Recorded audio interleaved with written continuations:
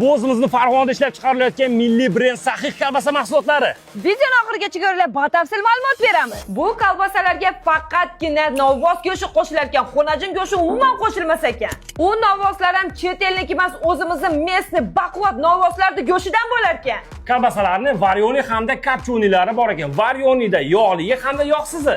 Kopchonida bo'lsa to'g'li va novvosning o'ziligi ham bor ekan. Oldinlari ko'pchilik xavotir olardi kolbasalarning ichiga narsa solinadi, lekin o'zimizning milliy brend Saxiy kolbasalari bo'lsa ishonchli, halol va mazali, bemalol olib iste'mol qilishlaring mumkin.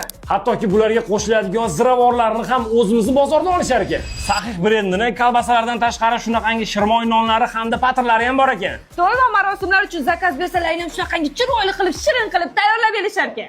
Eng asosiy joylardan biri bu kolbasa mahsulotlariga umuman rang qo'shilmas ekan.